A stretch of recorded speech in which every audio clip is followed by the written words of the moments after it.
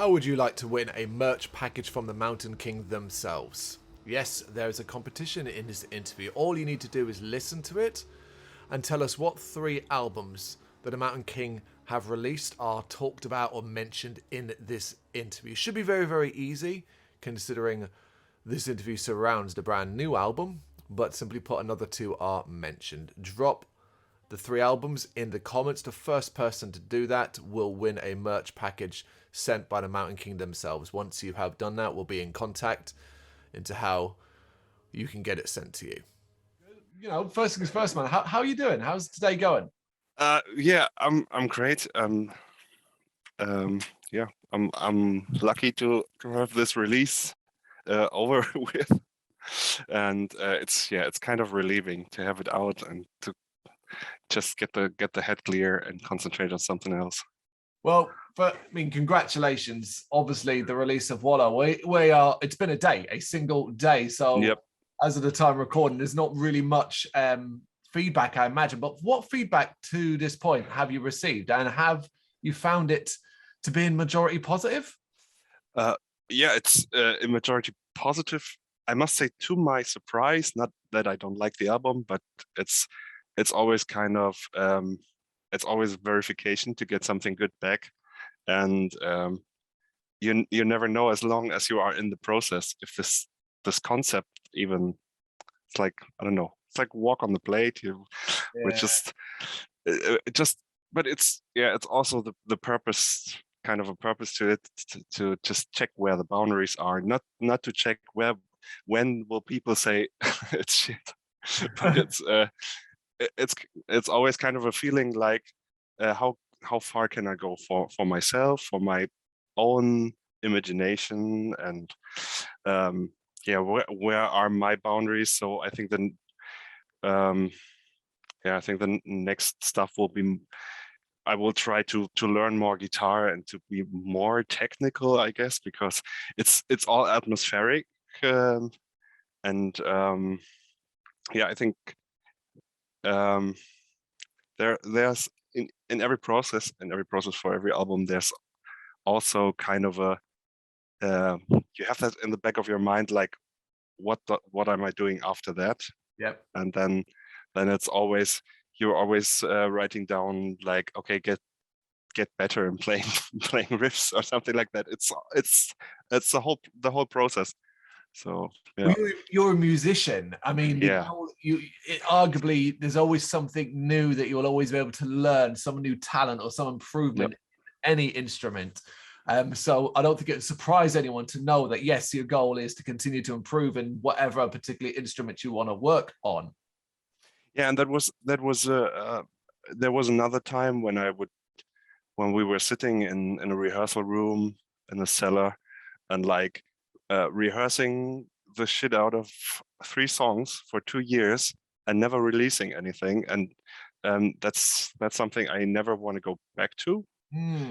That's because I think there's always something in it, in every song, in every process, and you just need to get the things out there and out of your mind. For me, it's also getting rid of my thoughts and getting rid of the creational process. So like, I think it's worse to keep things on your hard drive for years and not touching them.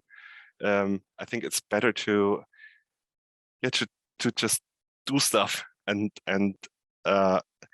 getting better, or the feeling of getting better every time is more important than to have the problems in one section of a song and working on that for 2 years, and then I don't know, the band splits up or something like that. It happens all the time in the underground, and that's a shame because there are so many good songs, and even if you can't afford to put out an album, then yeah, you make it with an EP, or you have Bandcamp for a single or something like that. Yeah, it's the also the back and forth between the musician and the listener. So you get it out there, and you have the you have the feedback. I think the best feedback is always from people that are close to you because they get the whole process. They are mostly there, and they getting all the steps where you started with some shitty riff, or I don't know, and then you're working your way through the songs, and then you show it to them again after, I don't know, 6 months or so, and then they will be honest, because they are generally not the listener of your music or where you want to go. And I think that's the true feedback from someone who doesn't even really listen to your music, but has a kind of wholeness, a feeling, or he gets the sense of what you want to do after a while. And this is not what you have with a listener that gets onto Bandcamp and logs in and listens to your music because he sees or she sees the news. We started a new album, and then after 2 years they see the new album, but there's no steps. And I usually love to showing steps and to just have the process like but there's some benefit as well to the listener just who has no idea of the steps, as it were, or hasn't followed along on the journey, and effectively almost daringly goes in hearing it with fresh ears and potentially will have an unfiltered opinion. That's right. Yeah. This album, what effect overall has the global pandemic had on the creation of WolloW, and I guess the Mountain King in general?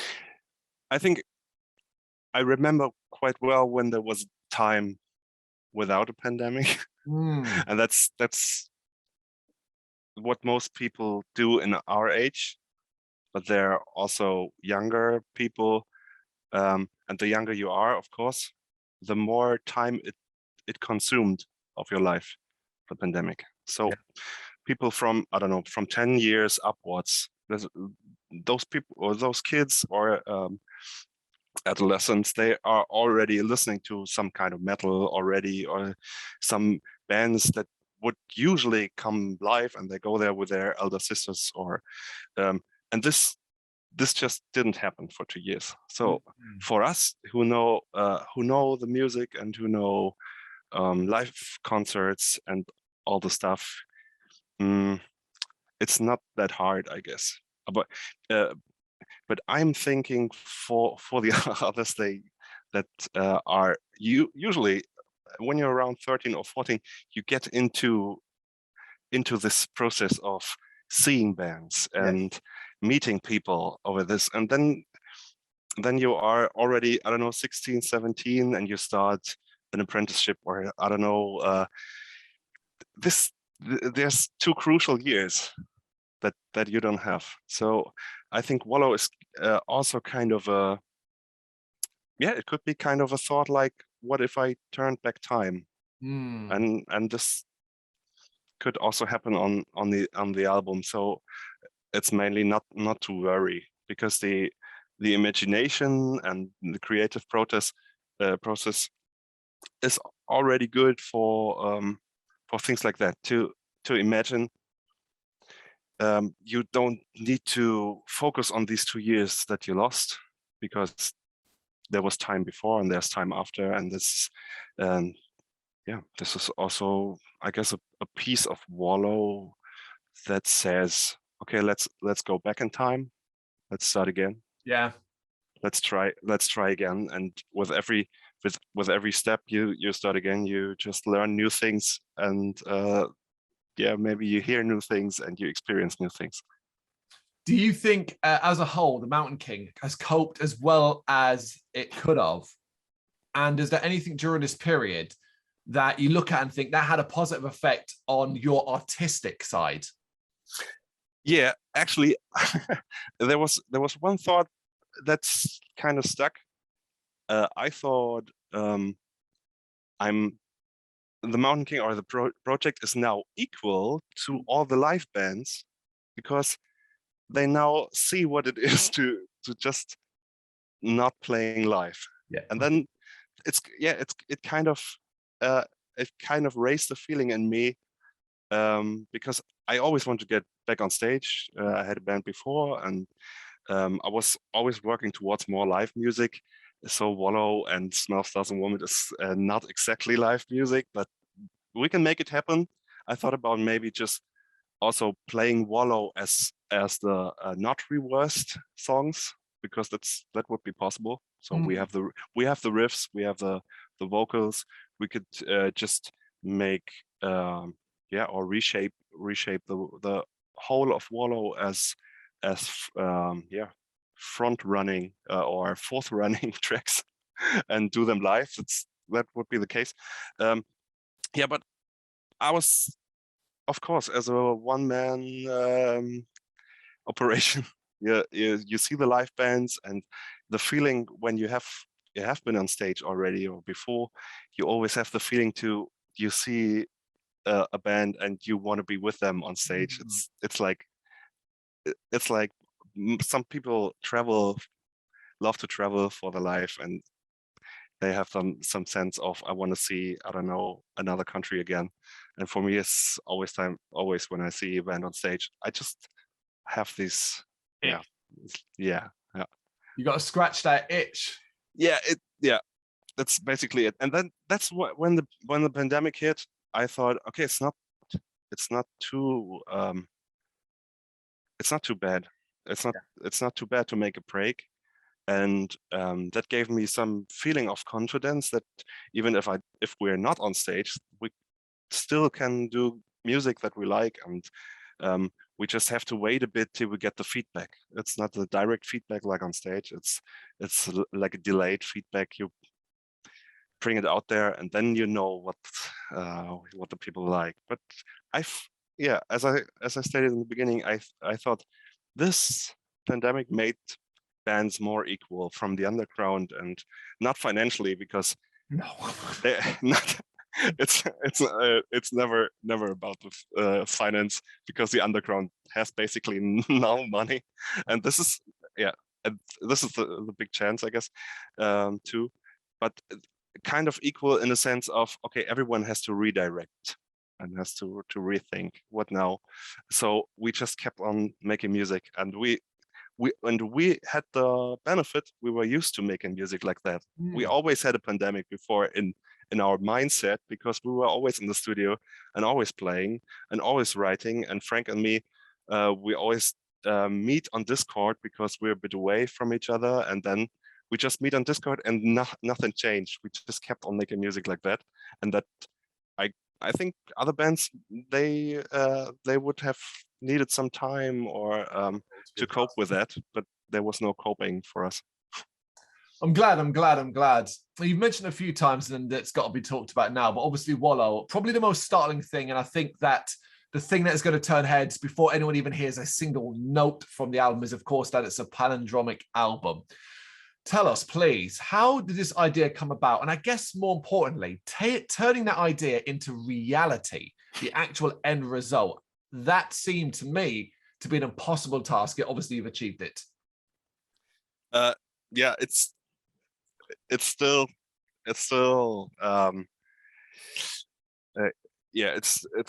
in my head that it was impossible. I don't know. I can't get the idea out of, like you said, I can't get the idea out of my head that it was actually impossible, because it's out there. But at the same time, if you say, do that again, I don't know if I could do exactly that again. I would do maybe something else, because I learned in the process.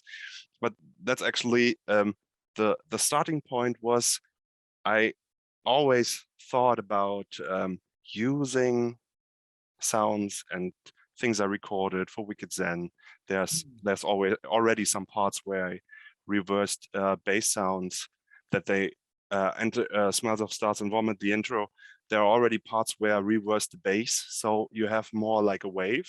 Yep. Instead of cutting the bass, because not only do you have a cut when you have a fill-in, like the sound increases and then stops, you also have the cut backwards when you strum the string, and then from there on is a sound. But before there was none. So you have this cut also, but in the other direction. And then I did what I did for Smell of Stars and Vomit was, just reverse the basses, so I have more bass waves in the beginning, and that's basically the initial thought when I thought, okay,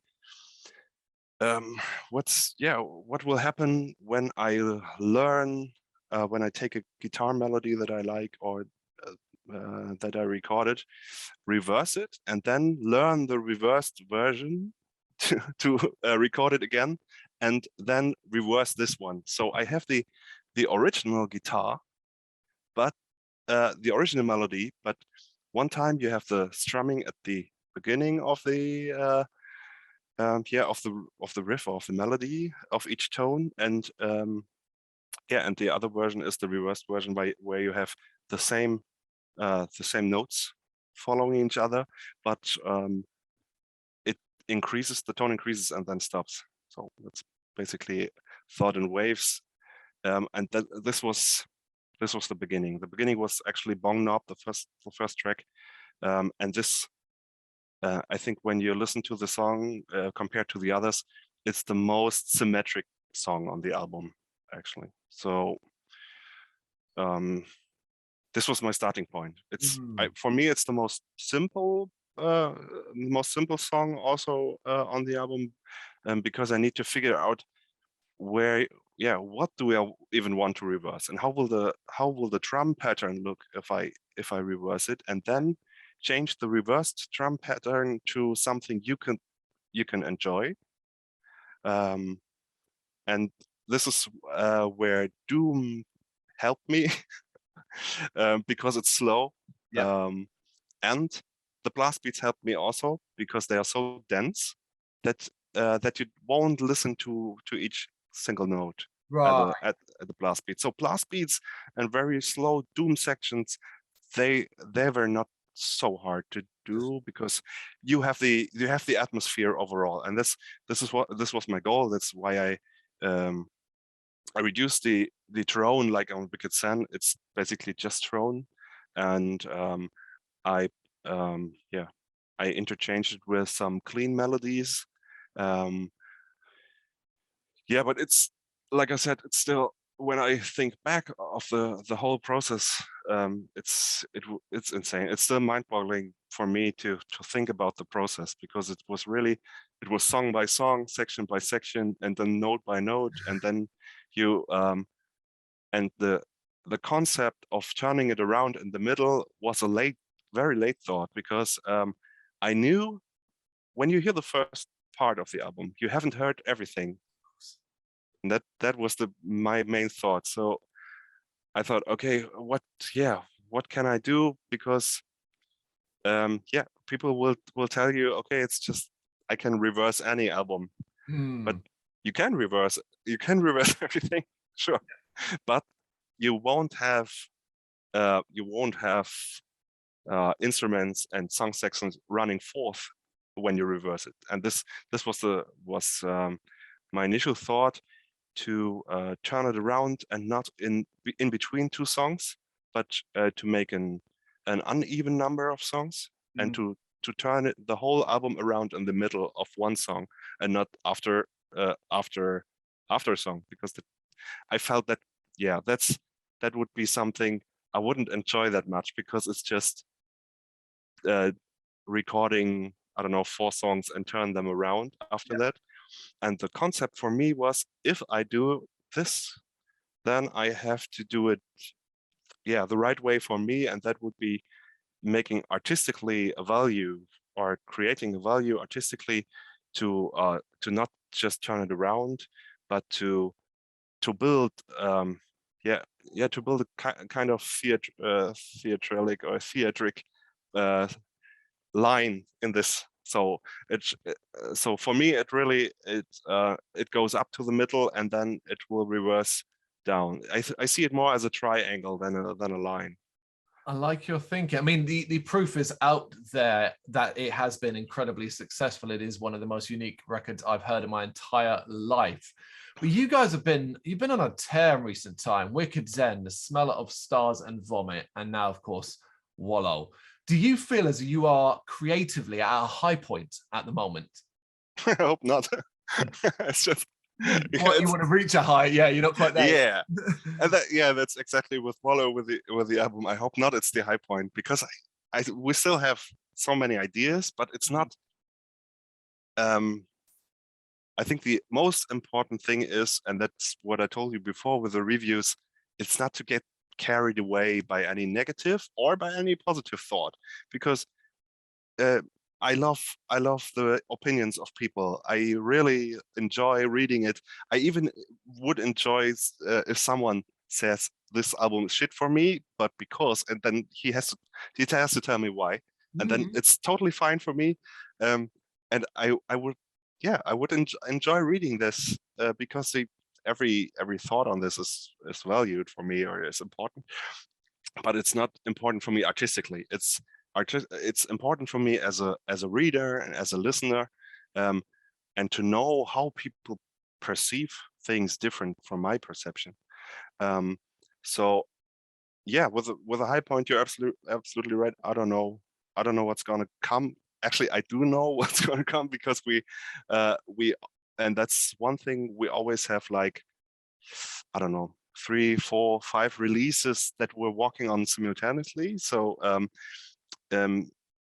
so there's no pressure for us. If we think some riff or some section doesn't belong to an album, but we have something that would be more suitable for, then we're laying the album to the side for a week or two, and then we're working on other stuff. And I think that's a big artistic notion on this, that we are just not getting carried away with something. We say we're two normal dudes, and that's the end of it, I guess, because it's